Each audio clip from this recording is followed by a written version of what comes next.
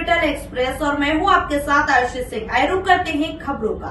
वक्फ संशोधन विधेयक की समीक्षा कर रही संयुक्त संसदीय समिति मध्य प्रदेश वक्फ बोर्ड से नाराज है। जेपीसी ने मध्य प्रदेश के प्रतिनिधियों से दिल्ली में मौखिक साक्ष्य रिकॉर्ड किए हैं, मगर समिति मध्य प्रदेश, कर्नाटक और राजस्थान की ओर से वक्फ संपत्ति की स्थिति को लेकर दिए गए जवाबों से संतुष्ट नहीं है। अब संसदीय समिति ने मध्य प्रदेश सहित तीनों राज्यों के प्रतिनिधियों का जवाब देने के लिए 15 दिन का वक्त दिया। समिति के अध्यक्ष जगदम्बा पाल ने कहा कि हमने मध्य प्रदेश से वक्फ संपत्तियों के बारे में ब्यौरा मांगा है। कार्य प्रणाली पे थोड़ा सवाल उठाया है, रिपोर्ट वापस तलब की कि जानकारी से संतुष्ट नहीं तो वक्फ बोर्ड के लोग ये कह रहे हैं कि अगर किसी जानकारी से वो संतुष्ट नहीं है तो हमें लिखकर भेज दें, हम उनको जानकारी का उत्तर भेज देंगे।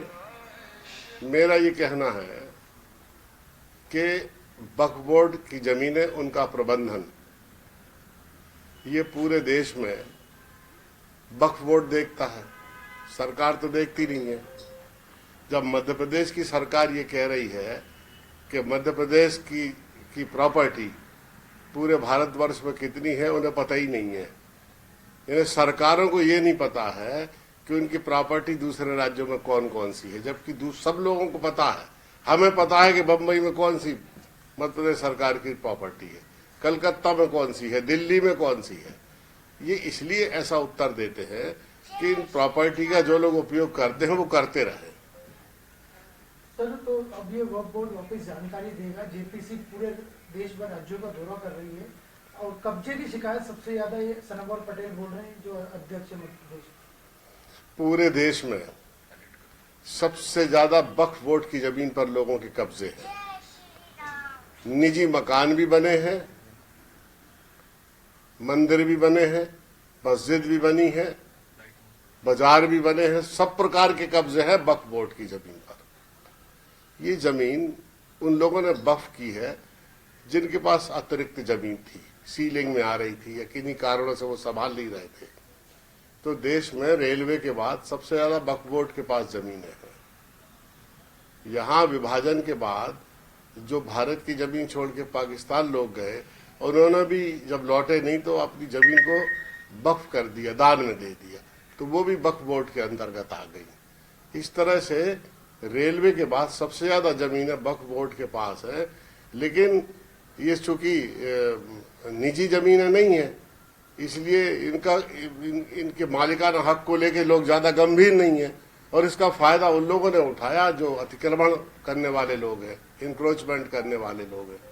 उन्होंने दुकानें बना ली, मकान बना लिए, मंदिर बना लिए, मस्जिद बना लिए, धार्मिक स्थान बना लिए।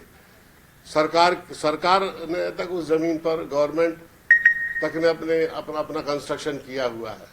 देखिए, मध्य प्रदेश वक्फ बोर्ड में 15,002 वक्फ संपत्तियां या कहे कि वक्फ औकाफ इंदराज है और उनसे संबंधित जो भारत सरकार द्वारा जॉइंट पार्लियामेंट्री कमेटी बनाई गई है, उनके द्वारा जो भी प्रश्न किए जाते हैं तो उसके उत्तर देने का हम लोग यहाँ से प्रयास करते हैं। ये बात बिल्कुल सही है कि जो पुराने रिकॉर्ड हैं वो रिकॉर्ड जिस तरह से प्रॉपर होना चाहिए कि आपके पास संपत्तियां सर्वे से कितनी आई, आपके पास गजट नोटिफिकेशन से कितनी आई, आपके पास किसी के द्वारा दान पत्र के माध्यम से अर्थात कि वक्फ नामे के अनुसार कितनी आई, इन सब में कहीं ना कहीं जो पहले संकलन था वो प्रॉपर नहीं था। लेकिन हमने इन सबको संकलित करके और पूरी जानकारी देने का हम लोग प्रयास कर रहे हैं और मुझे लगता है कि आगे भी हम इसको पूरा दुरुस्त करते हुए सारी जानकारियां आगे पहुंचाएंगे। नहीं, देखिए, जब मुझे बैठक में बुलाया था तो हमारे सुझाव को उन्होंने देश के सबसे अच्छे सुझाव माने थे और आप उनसे व्यक्तिगत भी बात करेंगे तो मुझे लगता है कि वो मध्य प्रदेश वक्फ बोर्ड के वर्तमान बोर्ड की सराहना करेंगे।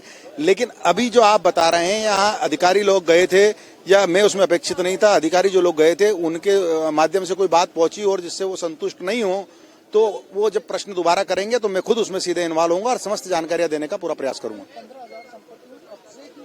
अधिकांश संपत्तियों पर लोगों के अवैध कब्जे हैं, समाज के ही लोगों के 99% संपत्तियों पर कब्जे हैं। हम लोग लगातार प्रयास कर रहे हैं कि वो कब्जे हटे। आपने देखा होगा कल भोपाल में हमने जो इस्तीमा स्थल भरता है, उस इस्तीमा स्थल पर जो दुकानें लगती है उन दुकानों का वेरिफिकेशन तक नहीं होता है कि ये दुकानदार कौन है, ये भोपाल के हैं, मध्य प्रदेश के हैं, देश में किस हिस्से से आते हैं, ये लोग सही है या गलत है, कोई अपराधी तो नहीं है, कोई गलत गतिविधि में तो नहीं है। तो ये पुलिस वेरिफिकेशन तक इनका नहीं कराते थे और पट्टा नियम के तहत इनको दुकानें आवंटित नहीं की जाती थी, पारदर्शिता के साथ आवंटित नहीं की जाती थी। जब भारत सरकार ने पट्टा नियम बना दिया है, जब भारत सरकार के पट्टा नियम के अनुसार पूरी पारदर्शिता के साथ दुकानों की नीलामी या किराएदारों को देना चाहिए, तो क्यों नहीं होता है? जहां नहीं होता है हम लगातार कार्रवाई करने का काम कर रहे हैं। हमने कल ही भोपाल के जो यतीम खाना है उसके जिम्मेदारों को हमने नोटिस दिया है। उसके पहले इंदौर में हमने जो पैरेलल वक्फ बोर्ड चलाने का प्रयास कर रहे थे, समानांतर वक्फ बोर्ड चलाने का प्रयास कर रहे थे, उनको भी कानून ने शिकंजों के अंदर डाला है, वो जेल की यात्रा पर हैं।